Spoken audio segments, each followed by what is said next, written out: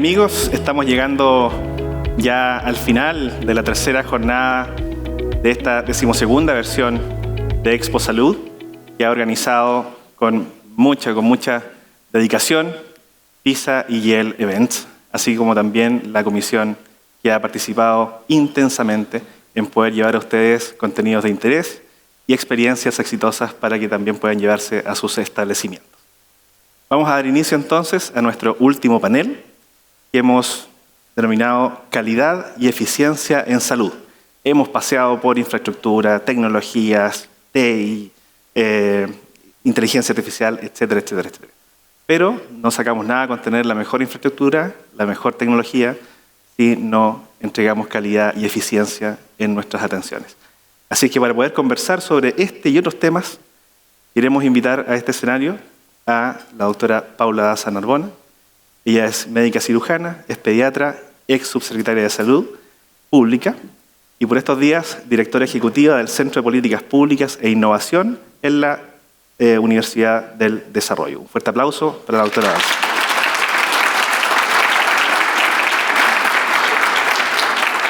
En segundo lugar, quiero invitar a este escenario a Gonzalo Tovar Carrizo.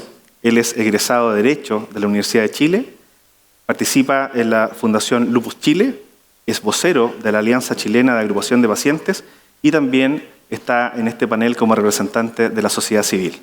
Gonzalo, bienvenido.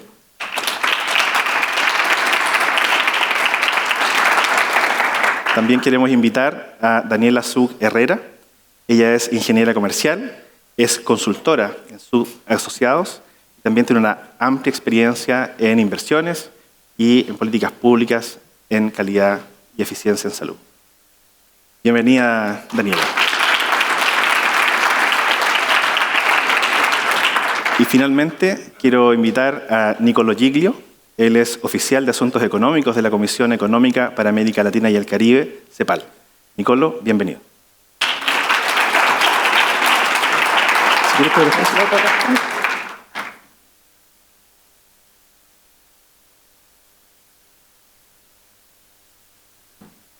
Bien, muy buenas tardes. Estamos entrando ya en el final de nuestro congreso con un tema crucial para el futuro de nuestro sistema de salud, que es, cierto, la calidad y la eficiencia de nuestro sistema. Tenemos desafíos, tenemos brechas, y la idea es que hoy podamos abordar cómo equilibrar estos pilares fundamentales y ofrecer una atención de calidad y al mismo tiempo optimizar los recursos que tenemos disponibles. Así es que, sin más preámbulos, vamos a comenzar con la ronda de preguntas. Vamos a partir por la doctora Daza. Desde su visión, doctora, ¿cuáles serían los principales desafíos que enfrentan los sistemas de salud para garantizar que la atención que se entrega sea de la más alta calidad mientras mantenemos la eficiencia de los recursos? Bueno, primero que nada, muchas gracias por la invitación. Para mí es un honor poder estar aquí con este distinguido panel y poder conversar de un tema tan relevante como es el acceso a la salud de una manera de calidad y eficiencia. Y en ese contexto, yo creo que es importante que probablemente ustedes han conversado durante estos días en el contextualizar lo que estamos viviendo en relación a la salud.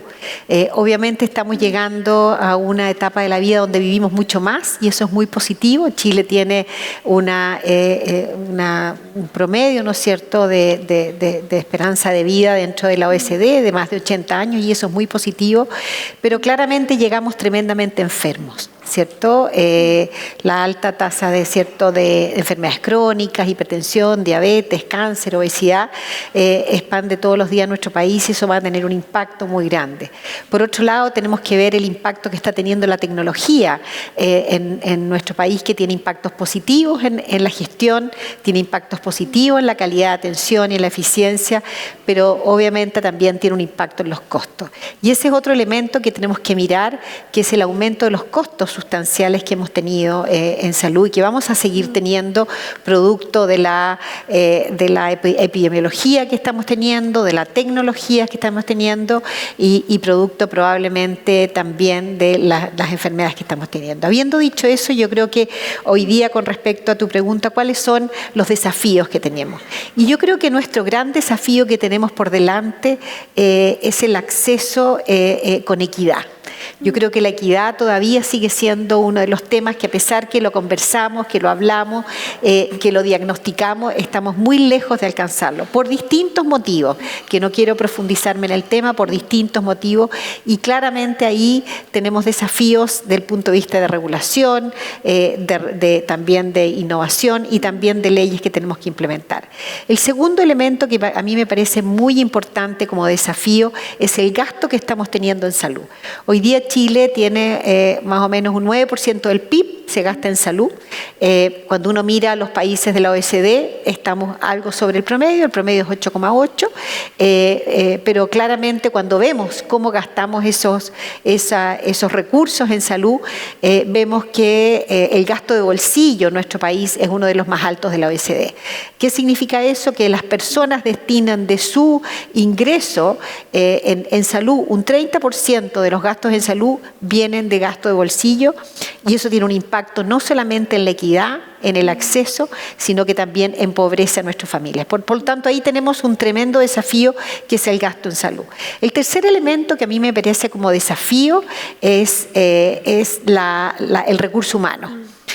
Hoy día probablemente muchos de los que están acá, ¿cierto?, han trabajado en el sector público, en el sector privado, en el mundo académico, y sabemos que todavía tenemos grandes brechas en el tema de capacitación, educación, tener personal altamente capacitado para responder a las necesidades de salud, y yo creo que ahí tenemos una brecha que todavía nos deja mucho que desear.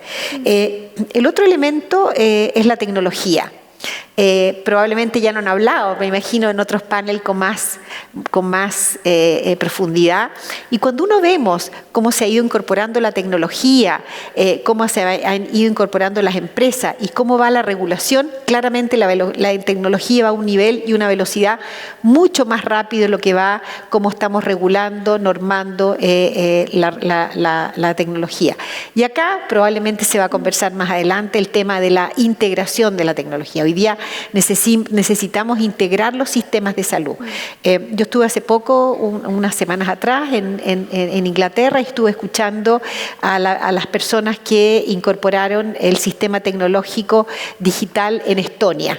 Estonia tiene todo digitalizado, absolutamente todo digitalizado, y eso ha producido un impacto en la calidad, en la disminución del gasto, en el acceso a la salud, es decir, la cantidad de externalidades positivas que ha tenido la tecnología, y a pesar que lo conversamos y todavía no tenemos nuestros sistemas de salud integrados, y por lo tanto tenemos esta desintegración, ¿cierto?, entre la atención primaria, secundaria, el sector público, el sector privado, que no nos permite tomar medidas de políticas públicas adecuadas, no nos permite gestionar de una manera adecuada, y además al paciente también, obviamente, desde el punto de vista de atención, le produce obstáculos importantes cuando va de la atención primaria, después se hospitaliza ese paciente y después vuelve a la atención primaria y todos están ciegos. Se repiten los exámenes, las personas no saben, no hay seguimiento. Por lo tanto, yo creo que, para no tomarme la palabra, tenemos brechas importantes en el acceso, en la equidad, en la tecnología, en la capacitación,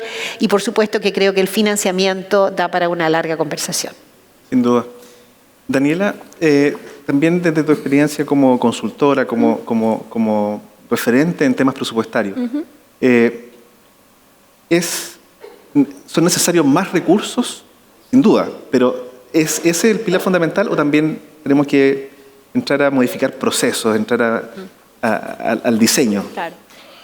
Bueno, muchas gracias por la invitación, en verdad. Efectivamente, mi core como de business es efectivamente financiamiento y presupuesto. Y la respuesta va a ser, obviamente, por construcción, no es más recursos, implica mayor salud. Obviamente hay brechas de financiamiento en algunos aspectos, pero la relación no es uno a uno. O sea, tenemos el caso de Estados Unidos, que es uno de los países que más gasta en el mundo en salud y tiene los casi los peores indicadores en términos de su población. Chile tiene buenos indicadores de salud, en términos regionales, cuando uno analiza la cobertura universal como está definida en sus principios, tenemos un alto como cobertura. El gran tema, comparto con la doctora Daza, que es la protección financiera. Ahora, el financiamiento obviamente nos va a permitir, lo más fácil para cualquier persona es, tengo una necesidad, denme recursos. Es la respuesta básica. Pero cuando uno tiene múltiples prioridades, también uno tiene que identificar en qué estoy gastando mal. Y ahí yo creo que hay una brecha no menor, que es cuál es nuestro escenario base, dónde están los cuellos de botella en los cuales existen los recursos pero no llegan a tiempo. Por ejemplo, lo estábamos viendo con el tema de los programas de atención primaria, que son para fortalecer a la red.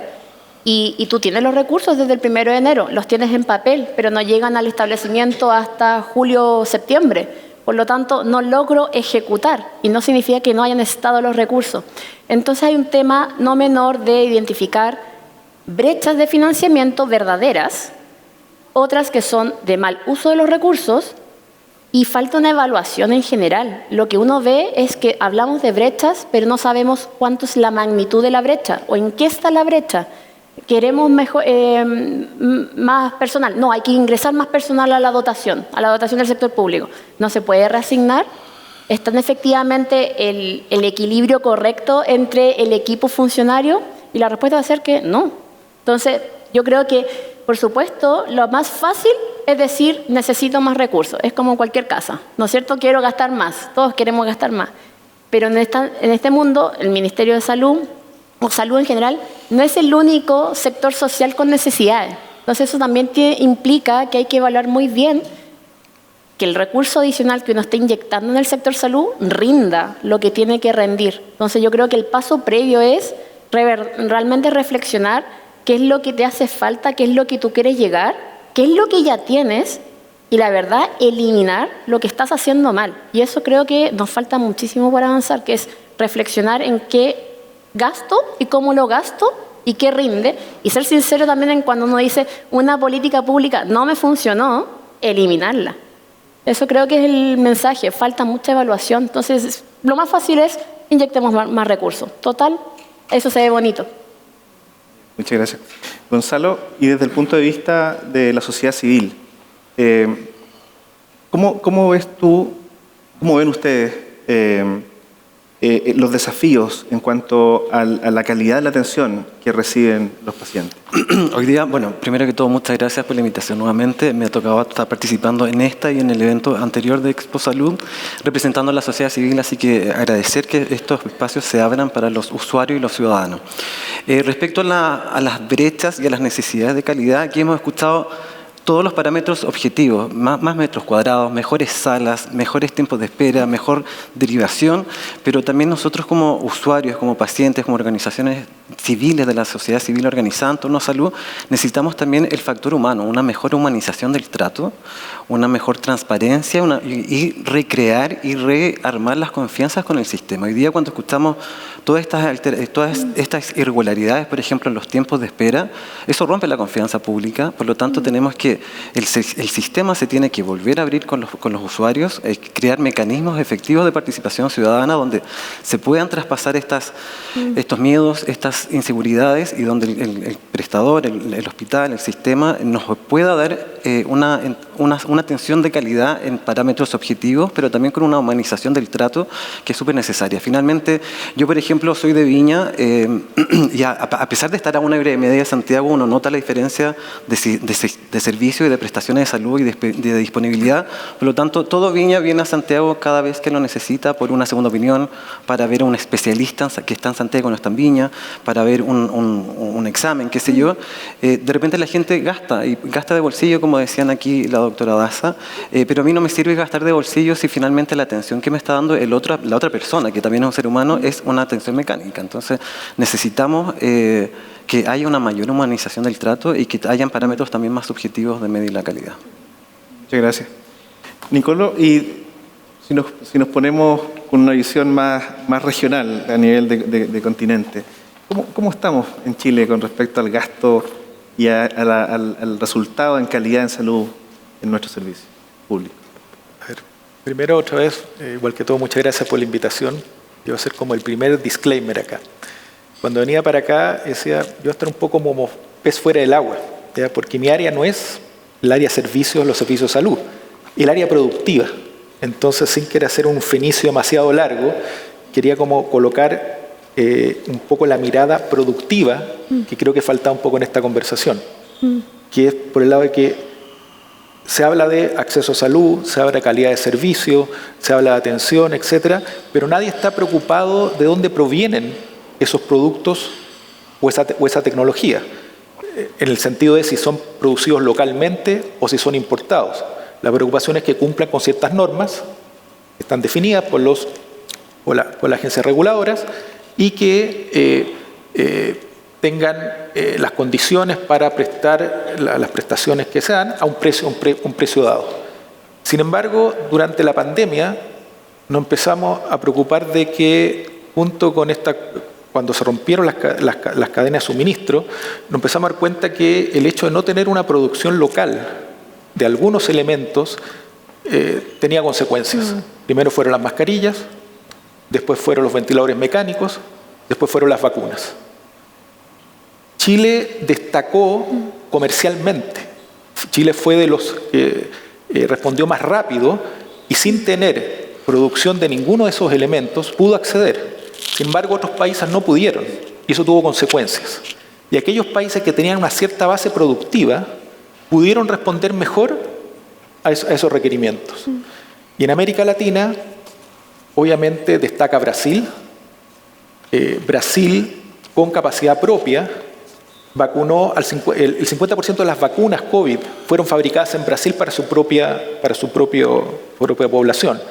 De la América Latina, 1/3 de las vacunas que se produjeron en América Latina fueron producidas en Brasil.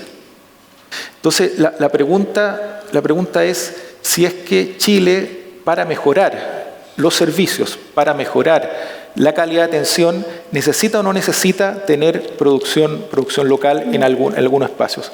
Países como Brasil, en su nueva política de reindustrialización, han definido una de sus misiones, que es el sector salud. Colombia también ha definido que una de sus áreas prioritarias en la nueva política de industrialización es el sector salud, ¿ya? Y Colombia está, diría, como un nivel similar a Chile, ¿ya? En el sentido de que solamente como cerca del 40% de la producción del mercado, de la demanda del mercado local se provee con producción local, la mayoría de partes son importaciones, de la producción local muchos de los son genéricos, pero también con el producto farmacéutico activo importado, por lo tanto depende mucho de las importaciones y están dedicando una política industrial a ese desarrollo. Entonces, para mí la pregunta para complementar estos elementos es si Chile debe o no debe tener más producción local. Y en ese sentido, encontrar el punto óptimo entre lo que son los objetivos de los equivalentes a los ministerios de salud, el equivalente a los ministerios de producción o comercio y los ministerios de ciencia y tecnología, creo que es el gran desafío que tenemos como países. Muchas gracias. Doctora, ¿y si podemos identificar brechas en los servicios de salud o en los establecimientos de salud? ¿Qué estrategias podríamos implementar para poder reducir esa brecha desde localmente y desde la gobernanza? Bueno, yo creo que, como dices tú, hay varios niveles, ¿cierto? Chile ha tenido, en algunas áreas, ha sido bastante líder. Yo creo que en algunas políticas públicas, en el tema de la vacunación, ha sido bastante líder. La implementación hace unos años atrás del GES, que fue en el año 2005, las estrategias de atención primaria, de los centros de familia, yo creo que ha tenido, pero sin embargo, hoy día tenemos brechas muy importantes en el acceso a la salud. ¿Y cómo mejoramos estas brechas? Porque yo creo que aquí, independientemente del sistema que tengamos, público-privado, cooperación público-privado, el sistema de financiamiento, tenemos que pensar qué es lo mejor para las personas.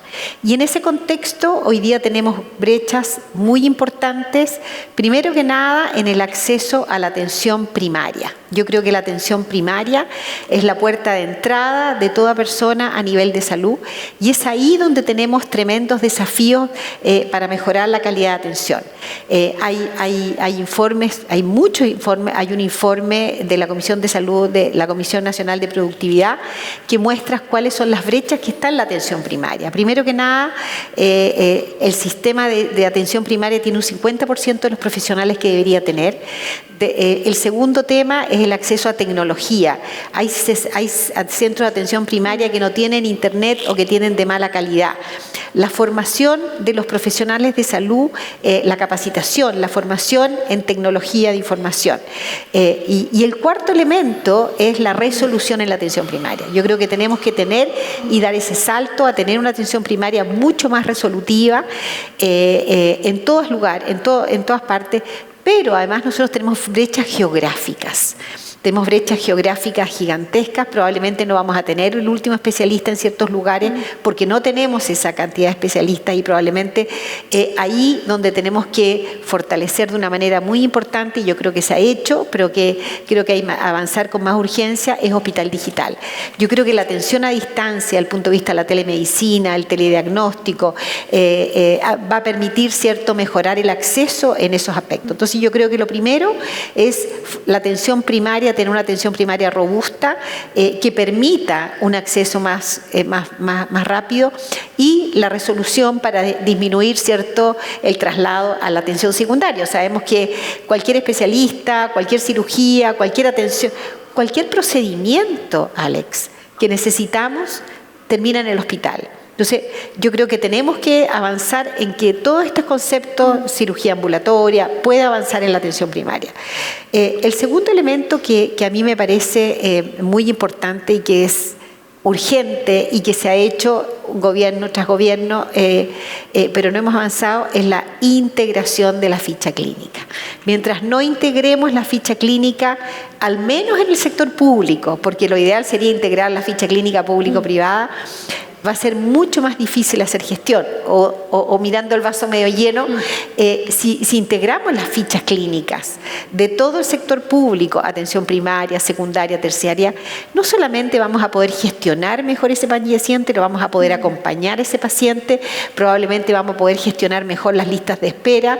Y por otro lado, a través con la database, ¿no es cierto?, vamos a poder predecir, ¿cierto?, el manejo de ciertas enfermedades. Entonces yo creo que la atención primaria, más resolución, fortalecer, una vez por todas, integrar el registro clínico electrónico. Hoy día tenemos una ley. Esperamos que el reglamento salga pronto porque nos va a permitir, ¿cierto?, la integración no solamente del sector público, sino que también con el sector privado, y que de esa manera yo creo que vamos a poder ir avanzando. Y otra parte que creo que tenemos que avanzar rápidamente es en la parte regulatoria. A mí me tocó participar hace pocas semanas atrás, entregamos un documento a la Comisión de Salud del Senado, donde hacemos una serie de propuestas en relación a la ley corta para hacer las reformas que requiere nuestro país, tanto en el sector público como en el sector privado. Estamos hablando de FONASA, estamos hablando de las ISAPRE, estamos hablando de los prestadores públicos, de los prestadores privados, estamos hablando de licencias médicas. Son tantas las áreas que uno pudiera profundizar, pero yo creo que hay que ir avanzando rápidamente por esos dos lados. Si no avanzamos en el aspecto regulatorio y si el Congreso no sigue sin aprobar las leyes, obviamente va a ser mucho más difícil ir avanzando en estas brechas que necesitamos. Sin duda. Daniela, ¿y qué otras brechas has podido observar en este trayecto, en la experiencia, y cómo poder resolverlas? O sea, quizás como sumando más que como innovando en términos de las brechas, acá hay un tema más o menos modular que tiene que ver con el financiamiento del sistema de salud.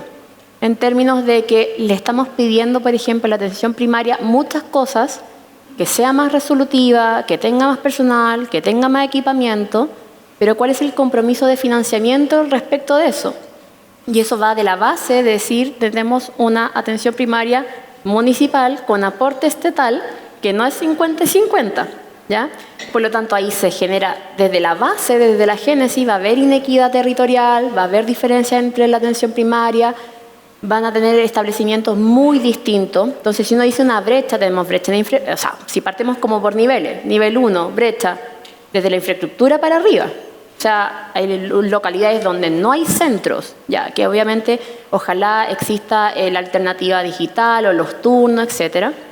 Pero eso no va de la mano con un correlato ordenado de las finanzas en términos de cómo yo financio esta red de forma equitativa. Eso no está, está definido que nosotros tenemos un mecanismo desde el gobierno central del per cápita que no se actualiza nunca. En el fondo se actualiza marginalmente por medio de una negociación que no es estructural para definir los costos. Tenemos un plan de salud familiar que tampoco se ha actualizado y cuando incluyen nuevas prestaciones GES que son en la atención primaria, no aparecen después en el plan de salud familiar y hay que suplir recursos por programas adicionales, cosas que no tienen ningún sentido. Entonces, si uno empieza a ver como brechas por capa, uno dice, tenemos un problema estructural, sí, de gobernanza en la atención primaria y del financiamiento, para que eso suceda. O sea, como que en el fondo, voy a inyectarle más recursos, podría tener una solución, pero en el fondo yo no estoy organizando el sistema de forma distinta. No tengo incentivos o reglas del juego que me involucren en verdad que seamos responsables del paciente. Como decían, hay un tránsito del paciente de la atención primaria a la secundaria, donde mi rol desde la atención primaria fue hacer la derivación. Me olvidé. Y en el fondo me olvidé, y el hospital lo resuelve, lo opera y lo devuelve a la atención primaria y me olvidé. Y ahí hay un tema clave que se ha como descuidado totalmente, que es el rol del financiamiento de un sistema de salud que tiene que ser destinado a la compra, que suena como raro, pero es compra estratégica y eso está como escrito así a nivel mundial, que acá un poco cuando hablamos de compra suena como raro, ¿no es cierto? Pero es que el asegurador, FONASA, compra los servicios a la red para atender a la población. Entonces, más que ir sumando problemas, hay que ir viendo dónde están los cuellos de botella. En el caso de interoperabilidad, el Ministerio de Salud lleva 14 años tratando de ser interoperable, lo cual dudo que lo logre, porque hay un tema de gobernanza de datos que no está resuelto a nivel municipal.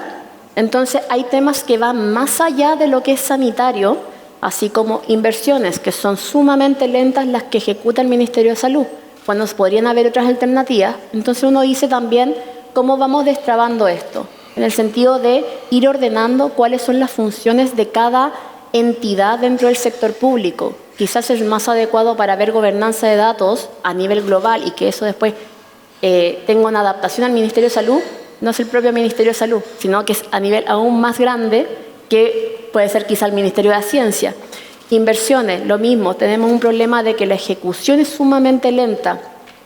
Bueno, ¿cómo lo arreglamos? Hay experiencias de hacer alianzas público-privadas que te resuelven tener infraestructura mucho más rápido y de mayor y con mantención asegurada. Entonces, hay varios como temas en función de los niveles que nos van a dar luces de cuál es el cuello de botella a resolver, que en algunos casos va a ser norma legal y en otros, en verdad, es gestión de lo que hay. Y muchos prejuicios también. Y también muchos prejuicios, un poco ir rompiendo las barreras dejemos de como estigmatizar que es compra privados, es alianza público-privada. O sea, acá un hospital concesionado es público.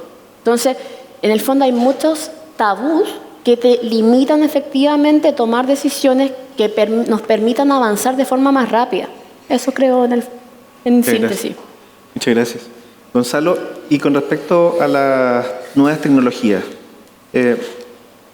¿ustedes consideran, o tú en lo personal, que estas nuevas tecnologías realmente van a tener un impacto en la satisfacción de los usuarios o va a ser una moda? Sí. De hecho, al comienzo de la pandemia, cuando hubo este traslado como a la telemedicina, habían informes, en este momento no me lo recuerdo cuál, pero habían informes que me llamaron mucho la atención porque los pacientes percibían que a través de la telemedicina el médico sí te estaba mirando en el computador. Entonces la tecnología sí acercó no solamente en distancia, sino que en humanización del trato. ¿Sí?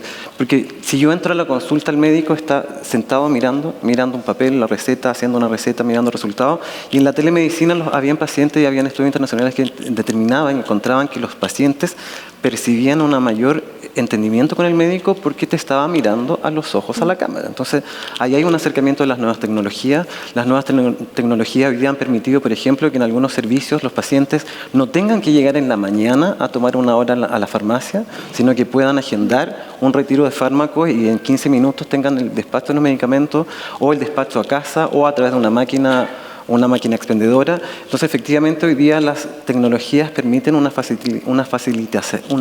Oye, y perdón, la oportunidad. Sí, también. Los médicos son mucho más puntuales cuando atienden por telemedicina que presencial. Sí, no, justamente, no está esta espera eterna en la consulta del especialista, eso es verdad también. Y por lo mismo, sí, se toma como una oportunidad, se toma como beneficios que trae la tecnología y que ha permeado en una serie de cosas y que la pandemia, ya lo hemos visto en esta Expo Salud, la pandemia nos ha dejado un montón de data, un montón de estrategias que se han ocupado y que han sido exitosas. Hoy día también veíamos en el primer panel en salud, en APS, cómo Renca, con el mismo fondo que compraba 2.000 mamografías en el extrasistema, comprando un mamógrafo y ocupando la tecnología que estaba en el sistema a través de Hospital Digital, para que un radiólogo vea las imágenes que sacaba una tecnóloga en el sistema, hoy día estaban entregando 6.000 mamografías al año. Entonces, con los mismos recursos, la tecnología ha podido acercar los servicios médicos, las prestaciones que estaban de repente muy atrasadas, a la misma comunidad y a los usuarios y los pacientes.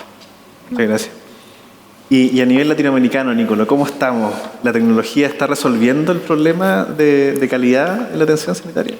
A ver.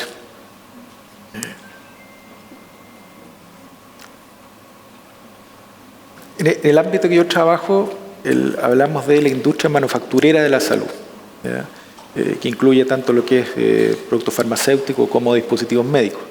Y en ese sentido vemos a eso como industria, como sector económico.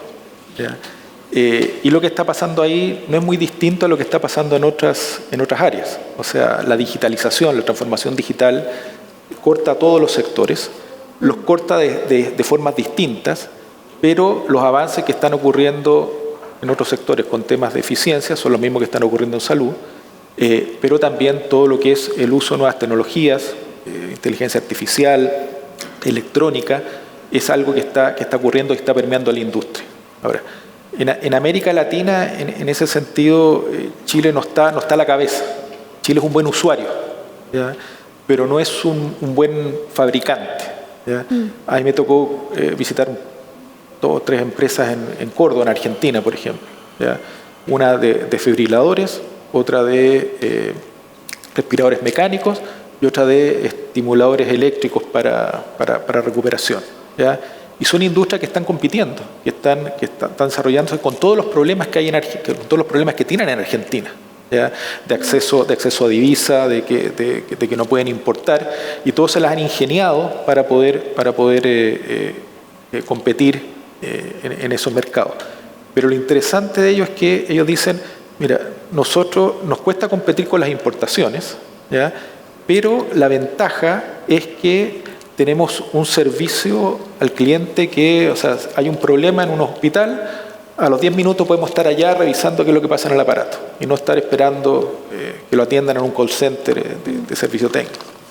Entonces tiene sus ventajas el desarrollar una industria local, y en ese sentido en Chile estamos atrasados. Posiblemente un ámbito donde se va a dar más avance serán los ámbitos que no tienen que ver necesariamente con manufactura, sino que más bien con el área de servicios tecnológicos, servicios digitales. En general Chile tiene una buena industria de integradores de sistemas.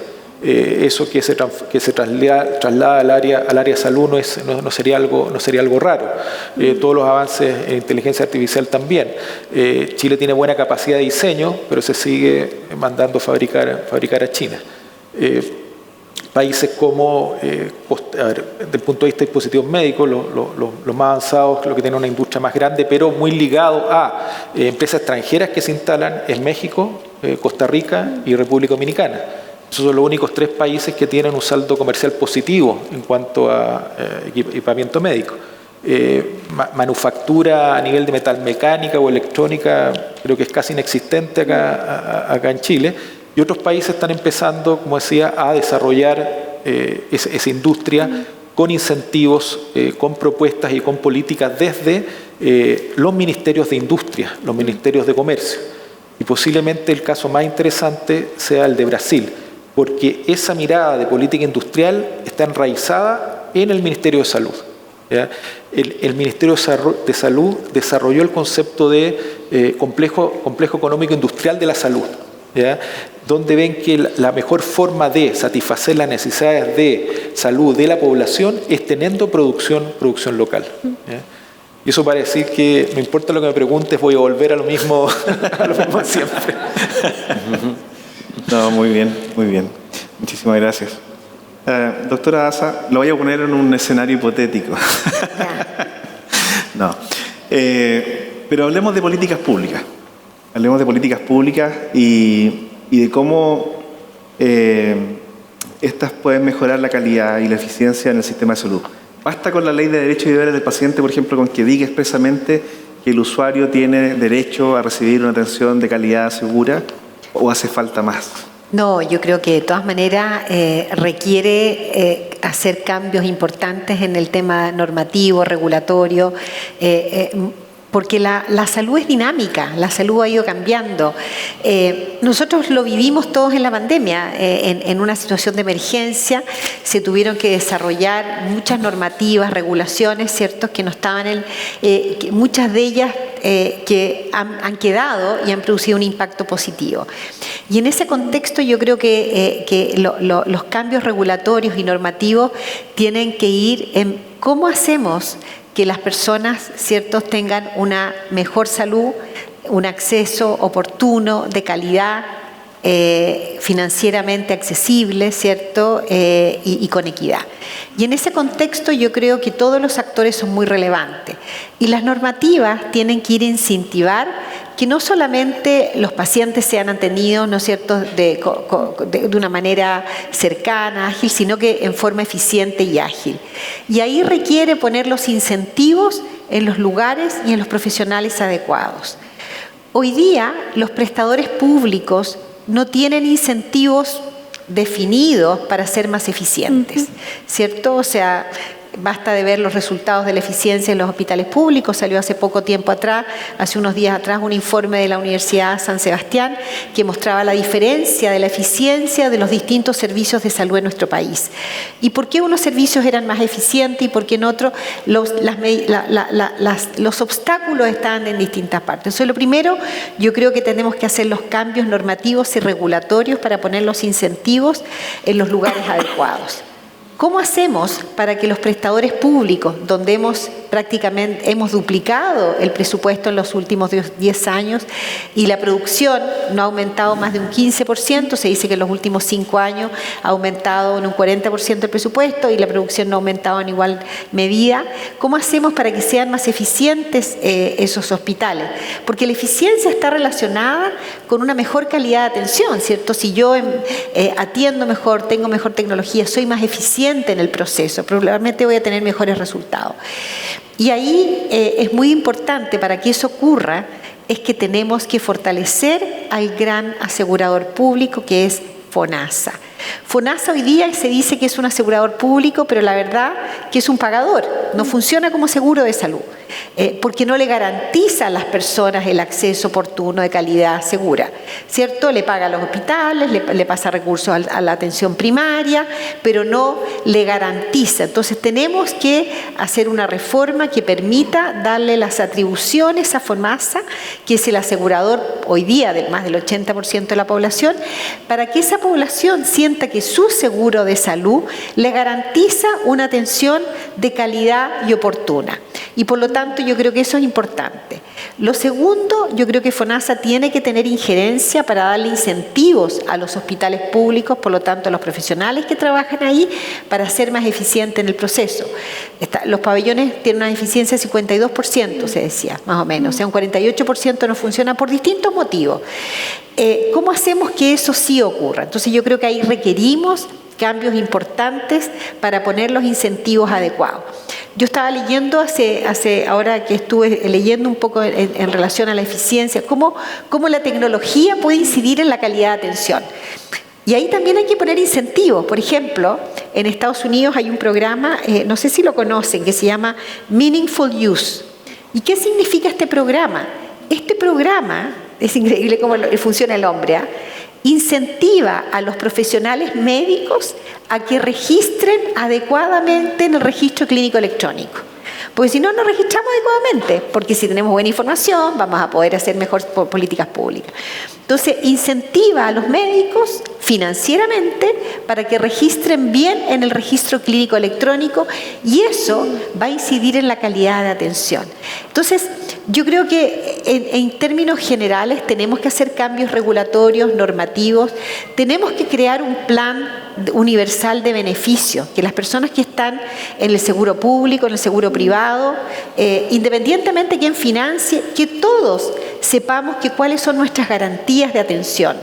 Y que esa persona, si su seguro público no le atiende como debe atender, tenga la posibilidad de reclamar y exigir una especie de auge, de GES, ¿cierto? Hoy día hay el GES, de alguna manera, igual tenemos 80.000 prestaciones atrasadas, pero le garantiza a las personas una atención de calidad, oportuna, financieramente, y de esa manera, ¿cierto?, las personas tienen la posibilidad de reclamar a FONASA, sino a la superintendencia. Hay un proceso, hay una fórmula. Yo creo que tenemos que avanzar y hacer esos cambios regulatorios, esos cambios normativos, pero poder entender dónde está el problema y tenemos que poner los incentivos en los lugares y con los profesionales adecuados. Muchísimas gracias. Gonzalo, si te consideran un deseo en cuanto a políticas públicas, ¿qué te gustaría poder incorporar? Creo que para cualquier política pública sería necesario incorporar la participación ciudadana en todos los procesos, en los procesos de diseño, de diagnóstico. Tenemos ejemplos muy importantes de políticas públicas con diseño de participación ciudadana. La ley Ricardo Soto, por ejemplo, fue una ley, hoy día es una ley de la República hace casi 10 años, que partió desde la ciudadanía. La ciudadanía exigió y mostró un problema a la opinión pública, se tomó por los gobiernos de turno, no estaba en ningún programa de gobierno. O sea, ningún programa de gobierno estaba al tanto de la problemática de los tratamientos de alto costo. Vino Ricardo Soto a tomar todo un movimiento ciudadano que ya venía previamente y este movimiento ciudadano también tuvo la característica de que hoy día la ciudadanía es una ciudadanía en salud que está preparada, que está validada, que tiene importancia y mérito, donde nosotros no solamente nos paramos, como decía Daniela, a pedir recursos, a pedir a que suban costos, sino que podemos hoy día ejercer propuestas, mostrar propuestas de desarrollo. Así lo hizo Ricardo Soto, después ha venido la ley de cáncer, por ejemplo, también con participación ciudadana, otras leyes más específicas, de problemas de salud más específicos y más particulares, pero la participación ciudadana va a ser siempre importante porque va a ser un validador social de la política pública. Hoy día escuchábamos también en la mañana cómo una serie de buenas prácticas locales en APS, por ejemplo, esto de la mamografía, la extensión horaria que ha tenido Maipú, que ha tenido Renca, que estos tipos de buenas prácticas locales que vienen desde territorios específicos, también con participación ciudadana, porque sabemos que existen los COSOC, los consejos de usuarios locales, son lo más probable es que si tú vas a medir la satisfacción usuaria de esas propuestas locales, lo más probable es que estén súper satisfechas las personas que pueden ir un sábado en la tarde a ver un oftalmólogo, a ver un dentista, y ese tipo de prácticas también se deberían de levantar a través de procesos participativos para construir una política pública robusta que dé realmente solución a lo que nosotros necesitamos, que no son siempre recursos. Hoy día, por ejemplo, estamos apoyando como ciudadanía civil el proyecto de ley de enfermedades poco frecuentes. El proyecto está radicado, nació desde la Comisión de Salud del Senado en el año 2011, se ha archivado y se ha desarchivado en tres ocasiones, y ese proyecto de ley que nace en el 2011 venía con una lógica de fármacos, de protección de fármacos, de patentes, de cobertura, y nosotros hoy día, ante un escenario de restricciones presupuestarias en el que estamos, también entendemos que hoy día no nos podemos enfocar en fondos porque lo más probable es que no podríamos sacar adelante un proyecto de ley. Por lo tanto, hemos hecho una negociación política como ciudadanía civil con los demás tomadores de decisiones, donde hemos dejado todo lo que es cobertura de lado, por así decirlo, a la espera para construir una institucionalidad que nos permita hoy día definir lo que es una enfermedad poco frecuente, porque no hay una definición legal en el país. Tomamos como, siempre estamos escuchando en Europa una enfermedad poco frecuente significa esto, en Estados Unidos el modelo americano es este, pero hoy día vamos a poder tener una definición local, eso no implica costos. Vamos a tener un registro que vamos a poder registrar y catastrar cuántas personas hay con enfermedades poco frecuentes, que hoy día tampoco está. Eso requiere costos, pero un costo mínimo administrativo. Vamos a tener listas de enfermedades, así como listas de quiénes son, qué se considera como una enfermedad poco frecuente, y vamos a crear una institucionalidad donde va a haber participación ciudadana, va a estar la academia, va a estar una comisión de expertos de alto nivel, también con participación ciudadana, con gente del ministerio, y que va a poder definir a futuro una política pública de coberturas adecuadas para la participación ciudadana. Eso es lo que nosotros esperamos que haya en todos los procesos de políticas públicas. También participamos hace un par de semanas en la comisión de expertos del Senado, donde más de 95 organizaciones de pacientes de la sociedad civil de todo el territorio nacional se pudo convocar para crear un manifiesto, o más que un manifiesto, un pliego de posiciones, cuáles son nuestras líneas rojas de lo que queremos como salud. Y también, para terminar, nosotros estamos cerrando un proceso participativo bien importante que estamos desde el año pasado junto al CENS, al Centro de Estadística de Información de Salud, donde la sociedad civil también creó un manifiesto de salud digital con miras a todo este cambio legislativo de la interoperabilidad, de los procesos, de los cambios de la Ley de Derechos y Deberes de los Pacientes, para enfocarse en lo que nosotros buscamos como eficiencia en la telemedicina, la protección de los datos sobre todo, estas lógicas de la interoperabilidad que los usuarios realmente no las logramos entender del todo, pero creo, para cerrar, justamente el tema es la participación ciudadana, una piedra fundamental para el éxito de una política pública. Sin duda. Todo con los pacientes y para los pacientes. Todo hablemos de los pacientes con los pacientes, ese es el problema. Hablemos de nosotros, pero con nosotros también. Bien. Daniela, ¿qué agregarías tú? ¿Qué pedirías tú? Así como al viejito pascuero. La verdad, ojalá que surja la sensatez política, voy a decirlo así. Es que en términos regulatorios, yo trabajé 12 años en el Ministerio de Hacienda, tengo en el cuerpo no sé cuántas comisiones, reformas, intentos de proyecto de ley, y uno ve que todo queda congelado. Y la verdad, no porque los proyectos trabajen todos los gobiernos, ni siquiera de uno al otro. Todos tienen sus cosas buenas y malas en términos de proyectos técnicos. Y yo creo que hay que rescatar lo bueno que tenían los proyectos para concretar. Ya no podemos seguir debatiendo proyectos que ingresaron al Congreso hace 10 años. Eso es una falla, yo creo, que de la democracia en sí misma. O sea, es como que no tuviéramos claro qué es lo que queremos cuando tenemos tantas necesidades. Entonces, por una parte, ojalá un poquito más de cordura, de ceder las posiciones tan algunas veces extremas, que no están colaborando con las soluciones que son, por una parte, urgentes, que es, por ejemplo, tener lista de espera GES, que es una insensatez en sí mismo, porque por ley el paciente, el FONASA, tiene que generarle un segundo prestador, ¿ya? Entonces, ahí volvemos también al rol que tiene el usuario. El usuario hay que empoderarlo más, hay que educarlo más, y nadie se está haciendo como cargo realmente de esa educación, para que sea un paciente usuario, voy a decir, porque paciente yo no estoy enfermo hoy día, pero puedo estarlo mañana, usuario del sistema, empoderado y con conocimiento para poder exigir también cosas. Entonces, veo por una parte dentro de lo político mayor cordura, dejar posiciones tan extremas para poder avanzar y destrabar temas, y por otra, creo que planificar. Estamos en general en el día a día, en el año a año, que viene la ley de presupuestos, por ejemplo, y que vamos a pedir 5% más para algo, pero se nos olvida el horizonte y un financiamiento, inversiones, prestaciones de salud, sin un horizonte de mediano plazo, son política pública que surge y muere. Por ejemplo, la atención primaria universal, que a mí me parece, en términos de lo que contiene una buena línea de trabajo, eso está en una forma institucional hoy día sumamente precaria. O sea, si no lo logro instalar bien, al próximo gobierno puede ser que no le parezca y retrocedemos en el fondo, en algunas acciones. Entonces, creo que hay que velar en ese sentido de mayor planificación para que efectivamente estén los incentivos correctos, estén los recursos cuando tienen que estar, y también aprender, en el fondo, de otras disciplinas, todos los que somos ingenieros, ¿no es cierto?, estamos llamados a optimizar cosas. Esa es como nuestra visión en la vida, optimizar y de forma simple.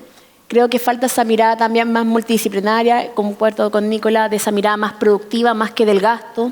Así que creo que hay harto espacio y yo veo mucha gente con ganas de hacer cambios, solamente que tienen que reunirse entre todos para poder construir. Muy bien.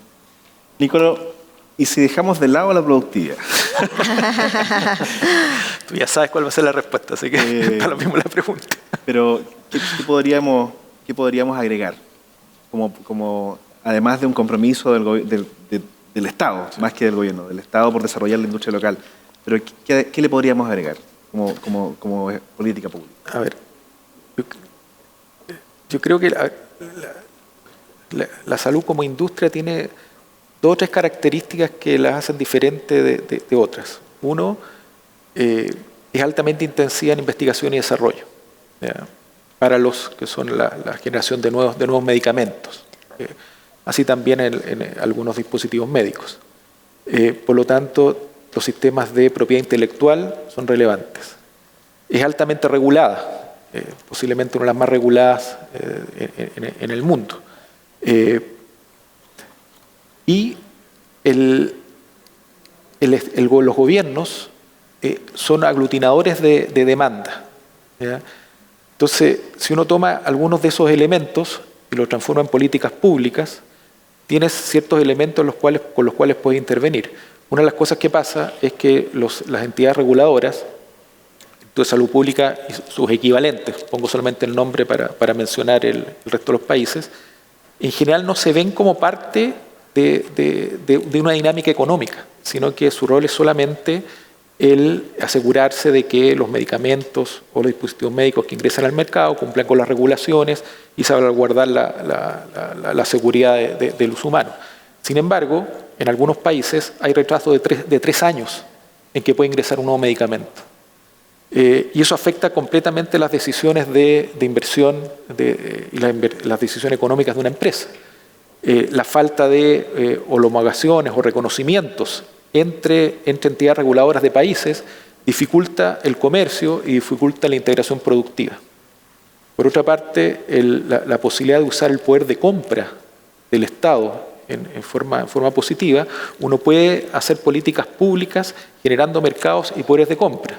De hecho, la Corfo lanzó recientemente un piloto de compras públicas innovadoras, que en el fondo lo que se hace es, dado que el gobierno es un comprador de ciertos productos, ciertos servicios, más que definir qué es lo que quiere o cuál es el producto, plantea un cierto problema para que se le planteen soluciones y entra a cofinanciar esas soluciones asegurando una cierta compra de ese producto, ¿ya? Pero creo que lo principal es lograr esta mirada integradora de los 3, pongámosles, ministerios o las 3 temáticas. Hay ciertos objetivos de la política de salud, y si esos objetivos coinciden con la política de desarrollo productivo, con los equivalentes al Ministerio de Economía de Corfo y con los equivalentes al Ministerio de Ciencia para el desarrollo de la parte de investigación y desarrollo, la parte productiva, vamos a tener mejores servicios de salud, finalmente. Gracias. Y bueno, ya vamos llegando al final de nuestra mesa y durante todo el desarrollo de esta Expo Salud 2024 hemos conversado hemos mencionado también la importancia que tiene el recurso humano, hemos mencionado la importancia que tiene el personal de salud para poder ejecutar las acciones que terminan resolviendo los problemas de las personas. Entonces, Gonzalo, quería preguntarte, además de la humanización, ¿qué más necesitamos para lograr que el personal de salud también contribuya positivamente a mejorar la calidad de la atención? Primero me voy a tomar un par de segundos solamente para contar, para que no quede en el aire lo que decía Daniela, que es necesario empoderar a los pacientes en sus derechos. Nosotros como organizaciones de la sociedad civil estamos constantemente, no solamente educando al paciente en su autocuidado, en su autogestión, en el tema médico, sino que también empoderando los derechos de los pacientes. Yo estudio derecho, a mí me gusta que la gente entienda la lógica de una garantía, lo que significa tener GES, que no solamente ir a retirar un remedio, sino que es hacer exigible por ley una garantía.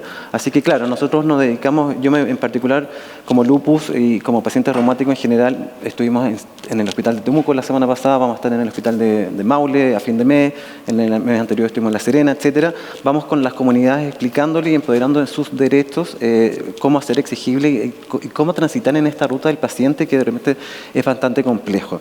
Para responder a tu pregunta, repetiría lo mismo que quiero traer a colación, mecanismo de participación ciudadana. Que de repente hemos hecho también focus group con algunos médicos para transmitirle las necesidades de los pacientes. Y te lo digo también en un par de segundos. Por ejemplo, los médicos reumatólogos no tienen una formación en sexualidad de los pacientes, por ejemplo. Entonces, el paciente reumatológico, que es un paciente que tiene fatiga, que tiene inflamación, que tiene dolor, también quiere preguntarle a su especialista cómo tener relaciones sexuales sin dolor. Y el médico tampoco está especializado o preparado para ello. Entonces, hemos hecho focus group donde el médico también le dice al paciente, a mí no me lo enseñaron. O sea, yo entiendo que usted tiene una necesidad, pero a mí no me la enseñaron, busquemos una lógica, busquemos una solución, y eso es parte y nace a través de la participación, del diálogo con las personas también. Muchas gracias. Daniela, ¿cómo motivamos al equipo? Al recurso humano. Bueno, sobre todo estamos hablando de la base del sector público, me imagino, porque los otros tienen otros incentivos. En el sector público yo creo que requiere una modernización, fíjate, del recurso humano en términos no de que los cambiemos, sino que todos con la pandemia aprendimos ciertas cosas. Algunas funciones de los funcionarios se pueden hacer telemáticamente, mejorar ese sistema de vida también, porque entiendo que no todo es recursos en esta vida, sino que también otro tipo de beneficios. Y uno podría motivar en el fondo para que la gente esté más contenta con su trabajo y eso se va a transferir, ¿no es cierto?, al paciente. Entonces, así como yo estoy muy contenta hoy día trabajando desde mi casa, me imagino que otros también pueden hacerlo, los psicólogos, por ejemplo, sobre todo para pacientes que tienen que recorrer literalmente Santiago. Santiago, de repente yo me demoro 1 hora y media en cruzar Santiago. Y el país. Y en provincia, entonces buscar esa flexibilidad que se ganó en la pandemia, que la empresa privada lo mantuvo en parte, pero en el sector público se volvió atrás en el fondo. Y no solamente estoy hablando del recurso sanitario. Y obviamente viene el tema de revisar sus carreras funcionarias, ya que son del año de los fenicios también. No solamente de incentivos monetarios, sino que ver efectivamente si esa es la regulación más ad hoc, porque nosotros, el sector salud, es el 50% de la dotación pública, ¿ya? Por lo tanto, lo que pasa con el sector salud en términos de recursos humanos me mueve la aguja en todo sentido del gobierno central. Por eso es tan clave y por eso el tema de la negociación es tan fuerte. Entonces, hay un tema gremialista, que no es que esté en contra de los gremios para nada, sino que hay un tema de que no se ha tratado como con la sinceridad respectiva, que es cuál es la carrera que va a seguir un funcionario. Tenemos múltiples leyes que generan diferencias entre profesionales y rigideces mismas del código sanitario, en el fondo, que no me permiten avanzar en que el equipo multidisciplinario tenga más decisiones y, en el fondo, bajarle la carga al médico, en el fondo tratante, para poder efectivamente procesar. Entonces, hay materias regulatorias, principalmente, y creo que también gestión del cambio. Uno ve mucha inercia en la forma de hacer las cosas y es porque, en el fondo, cada uno está en su día a día que no ve más allá. Gracias. Pablo, perdón, Nicolo. Nicolo, ¿cómo podríamos motivar a los equipos? A ver. Primero, creo que en el área de salud, mucha gente que trabaja allá tiene una visión de servicio público, ¿ya? Pero eso no es a prueba de toda condición. O sea, en el fondo también tienes que proveer un ambiente de trabajo donde la gente se sienta satisfecha con su quehacer y esa mirada de servicio público la pueda elevar. En ese sentido no va a ser muy distinto de cualquier otra empresa. Necesitas espacios de crecimiento, espacios que puedan ver un futuro de crecimiento, capacitación, buenas condiciones laborales, reglas claras, buenos jefes, buenos sueldos, espacios de trabajo agradables. No creo que sea muy distinto en general, teóricamente, lo que pasa en otras industrias. Solamente que en estos espacios también la presión es mayor que en otras áreas. Y eso es algo que creo que hay que considerar. Gracias. finalmente, doctora Daza, ¿cómo logramos equipos motivados para mejorar la calidad de la atención? A ver, yo creo que en general yo quiero hacer una mirada positiva de nuestros recursos humanos. La verdad que uno lo vio en la pandemia, el área de la salud se puso la camiseta con todo. O sea, a pesar de los problemas, las dificultades, el temor, ahí estaban. 24/7, haciendo turnos extra. Yo vi el recurso humano de salud yéndose a las residencias sanitarias para que no contagiaran a sus familias. O sea, yo creo que nosotros nos tenemos que sentir orgullosos de nuestro recurso humano en salud. Habiendo dicho eso, yo creo que sí, obviamente tenemos que hacer reformas para poner los incentivos donde tenemos que atender. Primero que nada, yo creo que tenemos que entender que la tecnología, la inteligencia artificial, va a venir como una avalancha y nuestro recurso humano tiene que estar lo suficientemente capacitado para poder hacerse cargo de lo que viene. Hace un tiempo atrás, en un documento en el Observatorio Europeo, salía que probablemente un 15% del recurso humano, como está hoy día, no se va a necesitar. El recurso humano en salud. Por lo tanto, ¿cómo adaptamos ese recurso humano a las nuevas tecnologías? ¿Cierto? Se está haciendo diagnóstico a teledistancia, la inteligencia artificial está haciendo diagnóstico radiológico, se está haciendo diagnóstico en las retinopatías diabéticas, suma y sigue. Por lo tanto, yo creo que uno de los temas importantes es adaptar el recurso humano a lo que viene para adelante. Eso es esencial. La capacitación, la innovación, tenemos que incorporarla, no podemos seguir haciendo lo mismo que hacemos hoy día. Y habiendo dicho eso, yo creo que hay que mirar cuáles son aquellos incentivos que permitan que el recurso humano que tenemos en salud se sienta, ¿no es cierto?, orgulloso, contento y trabaje en las condiciones que tiene que trabajar. Muchas veces se siente sobreexigido y la urgencia nos saca, ¿no es cierto?, de la mirada más de mediano o largo plazo. Por lo tanto, yo creo que ahí lo dijo, no me acuerdo si lo dijiste tú o Alejandra, alguien dijo que tenemos que obviamente reordenar las funciones del recurso humano. Hoy día el médico, por ejemplo, tiene muchas funciones que podría no hacer. Lo hemos sobrecargado al médico de atenciones.